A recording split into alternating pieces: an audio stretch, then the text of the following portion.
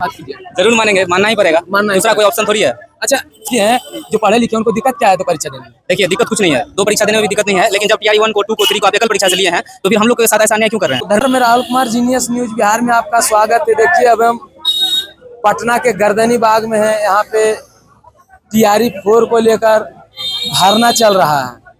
कई छात्र नेता हैं, कई छात्र हैं, कई नेता लोग यहाँ आए।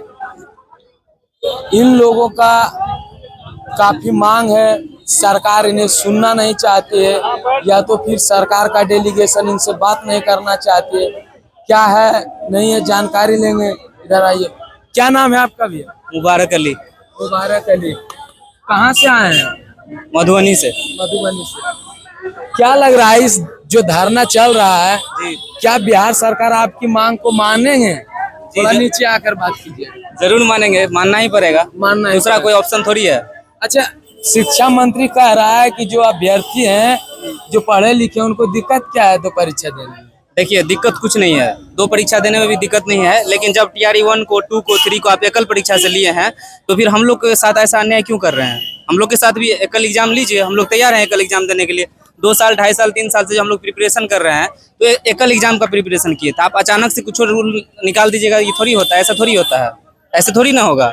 एकल एग्जाम लीजिए, जैसा लिए थे 1 2 3 वाले का वैसे लीजिए, हम लोग का भी, हम लोग तैयार हैं। अच्छा, 1 2 3 जो हुआ उसमें निगेटिव मार्क्स नहीं, निगेटिव मार्किंग भी नहीं था, और क्या कहते हैं पीटी और मेंस कुछ भी नहीं था, बस सिंगल एग्जाम था।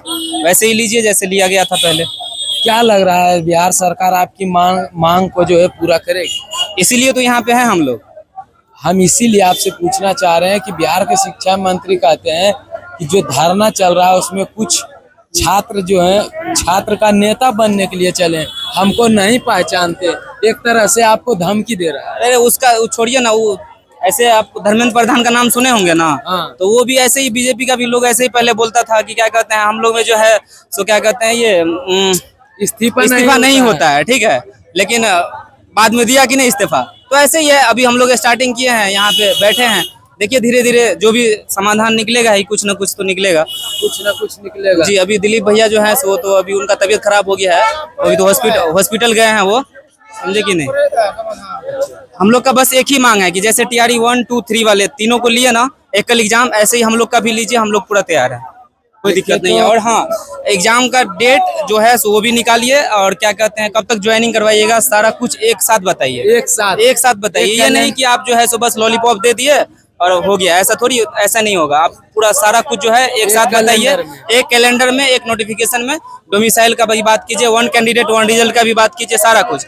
आप 2026 वाले को मौका दे रहे हैं, बहुत अच्छी बात है, कोई दिक्कत नहीं है, इससे हम लोग को कोई परेशानी नहीं है, मौका दिए अच्छी बात है, लेकिन एकल एग्जाम लीजिए और पारदर्शिता के साथ लीजिए। पारदर्शिता के जी साथ बिल्कुल।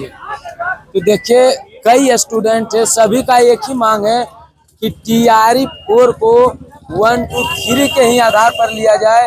बाकी बात आने वाले अगले जो परीक्षा होंगे उसमें आप जानकारी दीजिए, उसके बाद आपको जो भी नियम लाना होगा। जी जी बिल्कुल, आप टीआरई 5 से लाइए ना। अभी तो हम लोग एकल एग्जाम का प्रिपरेशन कर रहे थे ना 2.5 साल 3 साल से, तो इसी एकल एग्जाम को माइंड में रख के प्रिपरेशन कर रहे थे। आप अचानक से नया रूल ला के दे दीजिएगा तो फिर इससे हम लोग को भी मतलब दिक्कत होगा ना प्रिपरेशन करने में। आप बताइए, अचानक से आपके साथ कुछ नया नियम जोड़ दिया जाए तो ये कहाँ, मतलब अन्याय ही है ना, न्याय तो है नहीं। जब आप 1 2 3 को एकल एग्जाम से लिए, जब इससे पहले जो पूर्व मुख्यमंत्री थे नीतीश कुमार जी, वो किए ना, सफल एग्जाम लिए, टीआरई 1 का लिए, 2 का लिए, 3 का लिए, तो आप क्यों नहीं ले सकते? आप भी एकल एग्जाम लीजिए। देखिए, और एक बात और, जब आपको क्या कहते हैं, जब 11 12th में आपको फिजिक्स का टीचर चाहिए तो आप पीटी में सोशल साइंस कैसे हम लोग से पूछिएगा? बताइए, सब्जेक्ट स्पेसिफिक कहीं से आपको टीचर चाहिए, सब्जेक्ट स्पेसिफिक, तो आपको क्या कहते हैं एग्जाम भी तो उसी थ्रू लेना चाहिए ना।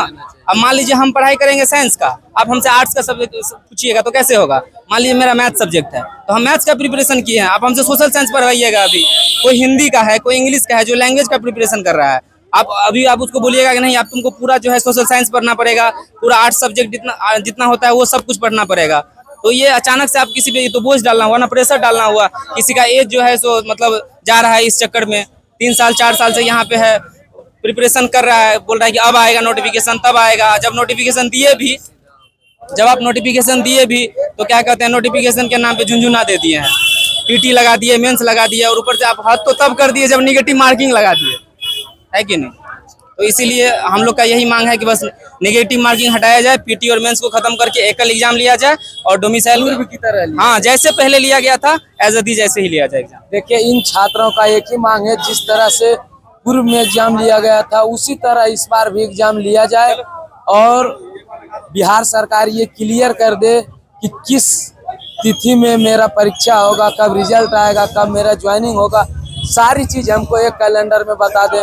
बाकी बात देखिए बिहार सरकार क्या इन लोगों को मांग की पूरा करते हैं या नहीं। आप लोग भी अपना राय जरूर दीजिए और इस वीडियो को ज्यादा से ज्यादा छात्रों के हित में शेयर जरूर कीजिए।